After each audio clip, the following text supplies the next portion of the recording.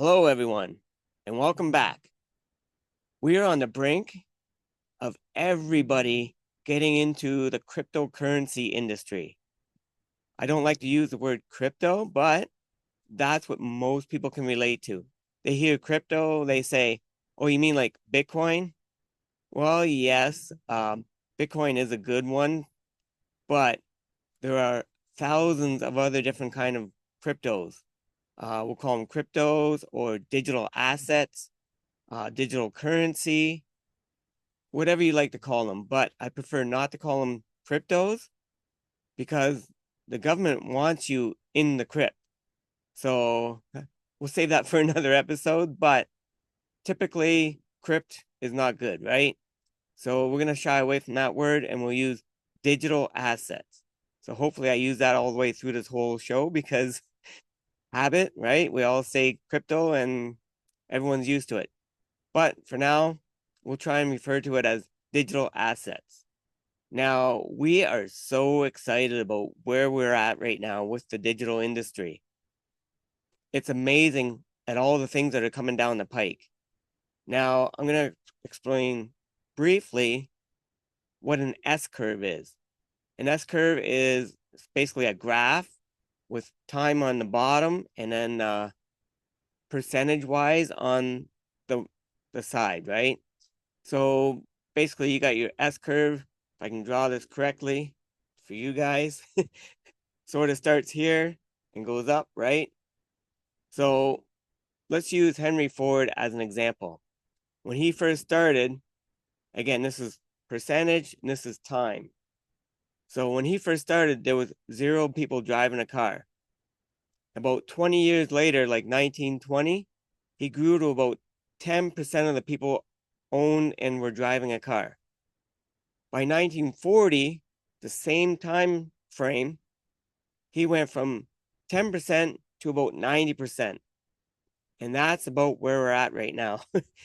We're at about, say, about the 15, 16-year mark. We're getting pretty close to that, what we call critical mass, when it starts to really take off. We're there. And you don't want to be wasting time. You want to learn as much as you can about this industry as you can, because it's coming on and it's coming on fast. You talk to any of these people that are into cryptos or digital assets, they are super excited where we're at.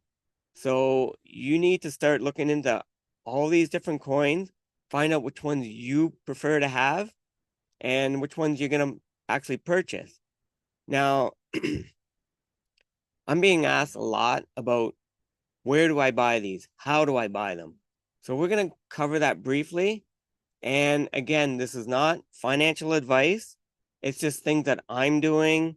A lot of my friends are doing, and people in this industry are doing every day. While you're still going to the bank trying to get a dollar bill, most people are transitioning into this digital asset industry.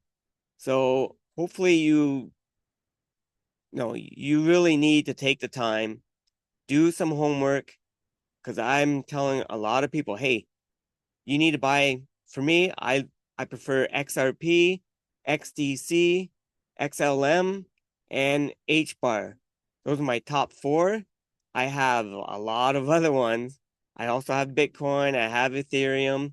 Um, I mean, a little bits of each, right? But my main focus is XRP and XLM and XDC. But you need to do your own homework, find out which ones you're going to purchase and invest in.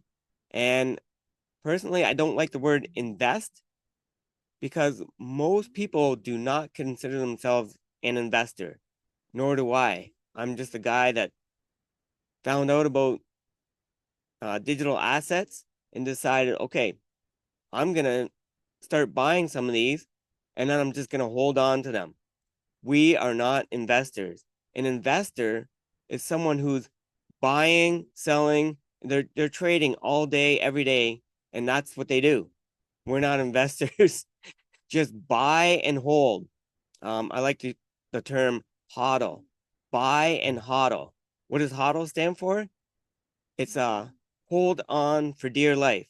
So that's what you need to do, is buy these digital assets and just hold on, because we're going to go for a ride and it's going to start happening real quick.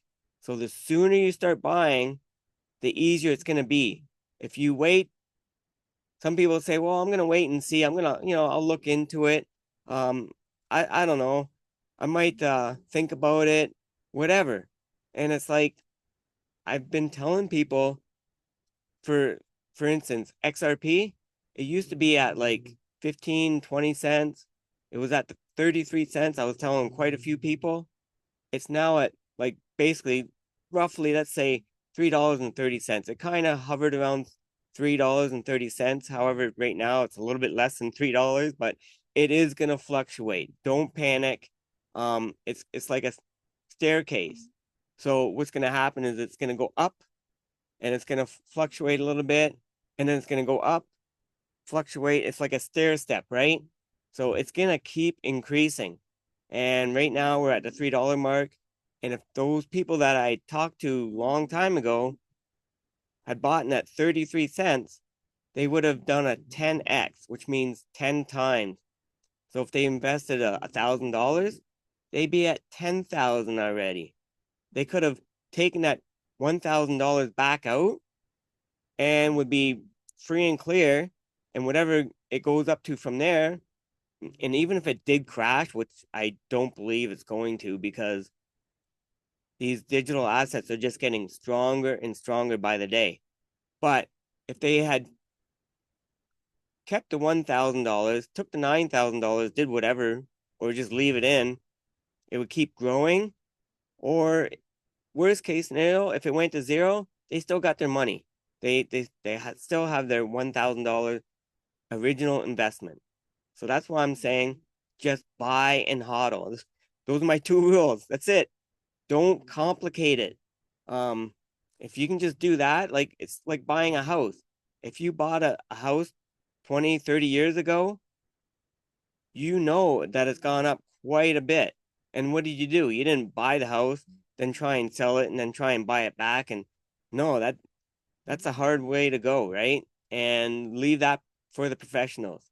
So that's what we're gonna do. We're gonna buy and hodl. And where do we buy and hodl? I'm not gonna tell you exactly where and what. You're gonna do your research and find out. What you have to do is you can start Googling this stuff, is Google crypto or digital asset exchange. So what you're gonna do is you're gonna go online, excuse me, you're going to go online, find an exchange website, one that you think is pretty good. Again, do a little bit of research. Don't buy into the first one that you find. I will suggest a few in a minute here, but go onto the exchange website, and that's where you exchange your fiat dollar into a digital asset, be it XRP, XLM, XDC. I know I keep repeating those, but those are my three favorite. You're gonna find your favorites as well, and just start researching. I have a friend who started about a month ago, and he's having a blast trying to look at these different coins and buying these ones, buying those ones, and he's learning which ones not to buy. But you're gonna do the same thing. So just start diving into this stuff. And so when you do have your exchange website picked out and you bought in some XRP, you're gonna have to go through some steps. Each website has their own criteria for how you're gonna be able to purchase digital assets. So just go on and find out which ones that you like, get signed up, and then start purchasing. However, these are exchange websites only. Do not leave your coins on the exchange website. You're then gonna purchase a cold wallet. Now there's numerous ones out there. And again, I'm gonna name a few at the end here. But again, do some research. Type in top 10 cold wallets in your Google search or whatever search you use. I always use DuckDuckGo, but that's up to you. But most people are used to Google. So go online, do a search for top 10 crypto wallets, digital asset wallets, cold wallets, anything like that, and you'll start finding them. And then do some reading and see which one you think might be better. The ones that I'm using, one is Ledger, so you can look that up. Ledger, LEPAL, you can look that up. There's also Decent, there's Treasure, there's a few more I have too. You might want to diversify as well, not just have one wallet with everything in it. You might have 3 or 4 different wallets, and then that way you, once you buy your digital assets on the exchange website, then you can send it to whichever wallet you choose to. And then make sure they're going to give you a key phrase. Make sure you keep that to yourself. Do not give it to anybody. Even if you call, let's say you bought a Ledger cold wallet, then you call up Ledger because you're having some kind of issue. Even they won't ask you for your key phrase. So keep your key phrase to yourself and make sure, if you have to, go to the bank, get a safety deposit box, put it in there. Get creative on where you're going to keep that key phrase. You don't want anybody to get it. Again, like I said, do some thinking, some critical thinking, and figure out where you're going to keep that key phrase. Okay? You don't want it in the hands of anybody. So again, the cold wallets that I'm using, one is LEPAL, one is Ledger, and I can't think of my other two, but it'll come to me after the video, right? Then some of the websites that I'm going to, one is crypto.com. Another one is Uphold.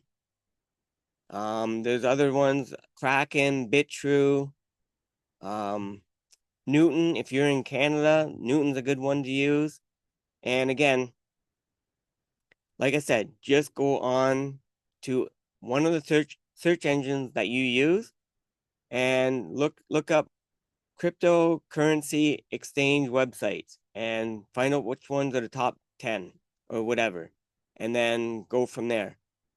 So I hope that helps out with everybody, because I've been being asked a lot, where do you get the crypto or the digital assets, and where do you hold them? How do I make sure that they don't get lost or stolen? And I think I've covered that. Make sure you're very protective of everything that you're doing, and listen to a lot of the people on YouTube about what they're doing and how they're doing it. And you can find that information. Just start digging, okay? So that's your homework for the week. And I hope pretty soon you're going to be diving into all these digital assets and sharing some stories with us. So till next time, remember, your new motto is buy and hodl, okay? Catch you in the next one. See ya. Bye.